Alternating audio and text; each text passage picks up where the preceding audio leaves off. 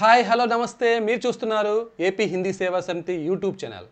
ఈ వీడియోలో మనం ఆధునిక్ శిక్షణ పద్ధతియా और హిందీ శిక్షణ ఇది మనకి డిఎస్సి సిలబస్లో యూనిట్ 2లో ఇవ్వడం జరిగింది।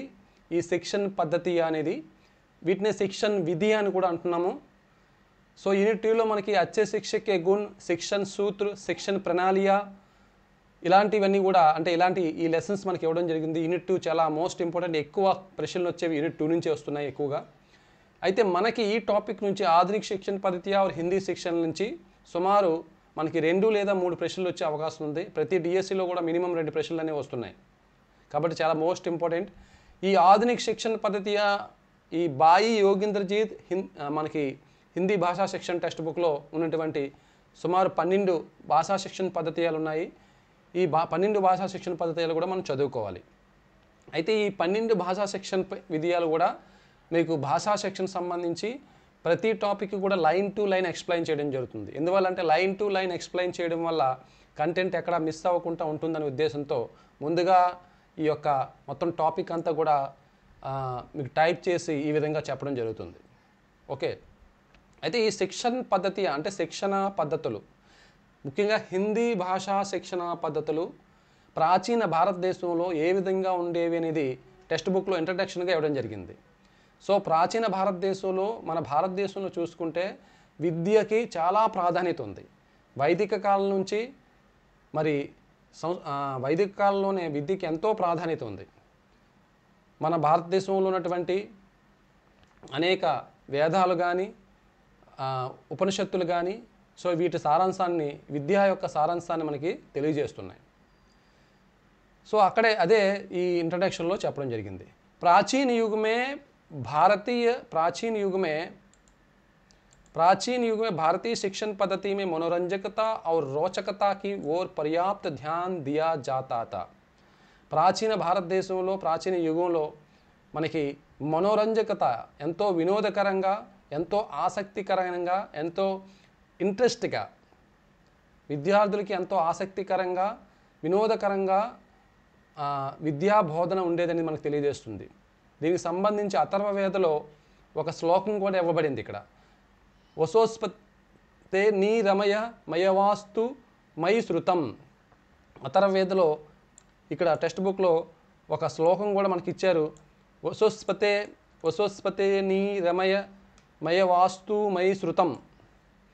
వసోస్పతి అంటే వాచస్పతి, నీ రమయ అంటే जो भी गुरु शिष्य को रमणीयता का साथ श्रवण करे, रमणीयता का साथ इसे उन्हें पढ़ाए।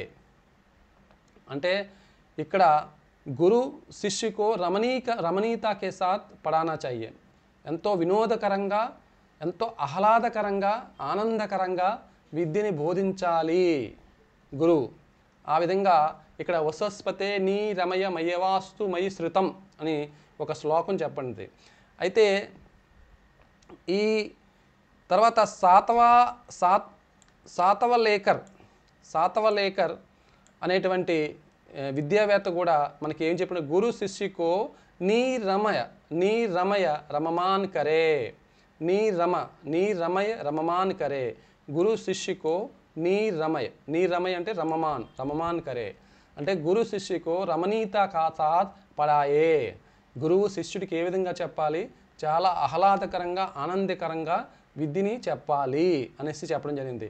అయితే ఈ సాతవలేకర్ ఎవరంటే శ్రీపాద దామోదర్ సాతవలేకర్। ఇతని పూర్తి పేరు శ్రీపాద దామోదర్ సాతవలేకర్। ఇది ఈ అథర్వవేదలో ఉన్నటువంటి ఈ శ్లోకం అందులోంచి తీసుకోబడింది। ఈయన ఆ శ్లోకాన్ని తీసుకొని ఇక్కడ చెప్పడం జరిగింది। అది అథర్వవేద్ సుబోధ భాష్య ప్రథమ కాండ్ స్వాధ్యాయ్ మండల్ పారడి అంటే ఈ పారడి ఈ సూరత్కి చెందినటువంటి వ్యక్తి అతను ఎవరు శ్రీపాద దామోదర్ సాతవలేకర్। సో ఈ అథర్వవేదలు ఉన్నటువంటి ఈ శ్లోకం ఎక్కడి నుంచి తీసుకున్నట్టు అథర్వవేదలు సుబోధ భాష్య టాపిక్ నుంచి ఈ శ్లోకం తీసుకోబడింది।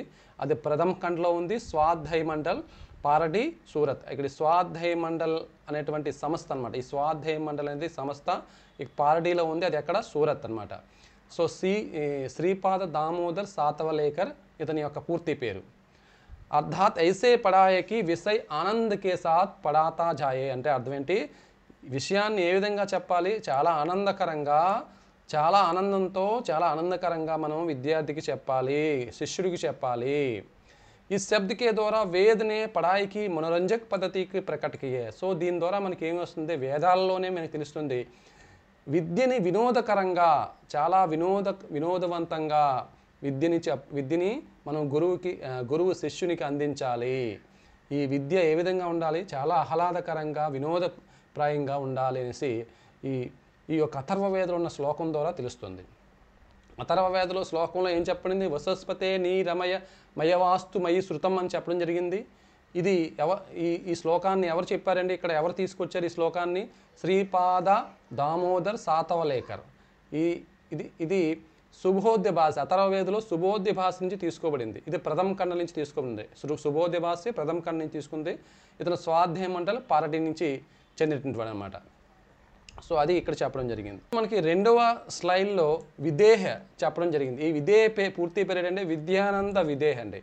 విద్యానంద విదేహ ఇతను వేద వ్యాఖ్యా గ్రంథం అనేటువంటి ఒక గ్రంథం రాశారండి. వేద వ్యాఖ్యా గ్రంథం అంటే వేదాన్ని వ్యాఖ్య చేసేయడం అనమాట. వేద వ్యాఖ్యా గ్రంథం అనే ఒక గ్రంథం రాశాడు. అది ప్రథమ భాగం నుంచి ఈ యొక్క నిర్వచనం చెప్పడం జరిగింది.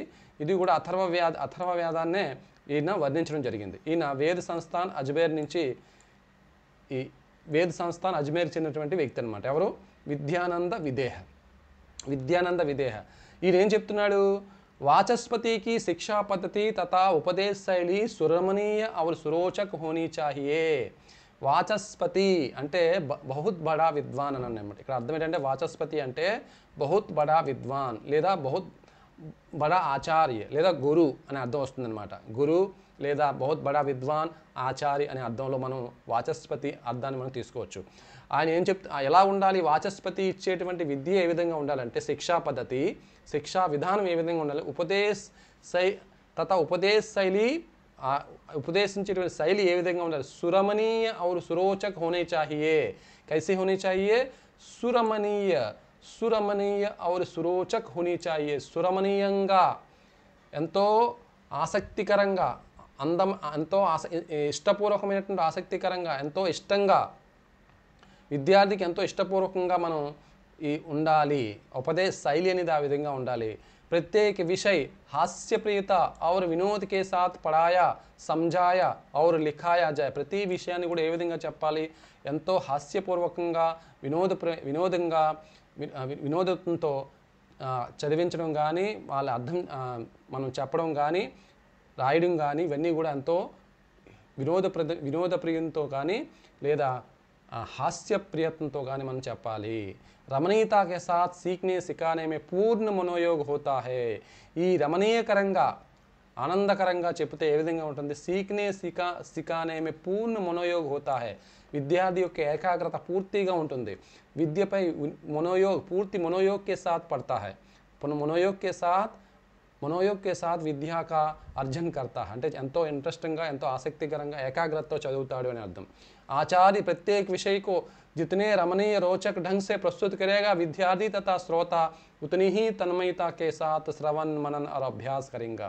ఎంత రమణీయంగా, ఎంత ఆసక్తికరంగా మనం చెప్తామో విద్యార్థి అదే విధంగా విద్యార్థి లేదా శ్రోత ఉతనిహి తన్మయత, ఎంతో తన్మయతంతో శ్రవణ్ కానీ, మననం కానీ, అభ్యాసం కానీ చేస్తాడు అనేసి విదేహ ఈ యొక్క శిక్షణ పద్ధతుల్లో భాగంగా ఈ యొక్క నిర్వచనం చెప్పడం జరిగింది, పరిభాష చెప్పడం జరిగింది. वाचस्पति शिक्षा पद्धति उपदेश शैली सुरमणीय और सुरोचक होनी चाहिए. प्रत्येक विषय हास्यप्रियता और विनोद के साथ पढ़ाया समझाया तथा लिखाया जाए. रमणीयता के सीखने सिखाने में पूर्ण मनोयोग होता है. आचार्य प्रत्येक विषय को जितने रमणीय और रोचक ढंग से प्रस्तुत करेगा, विद्यार्थी तथा श्रोता उतनी ही तन्मयता के साथ श्रवण मनन और अभ्यास करेंगे. సో ఈ విధంగా అథర్వవేదలో ఉన్నటువంటి ఈ వ్యాఖ్యానాలు రెండు పరిభాషలు మనకి చెప్పడం జరిగింది.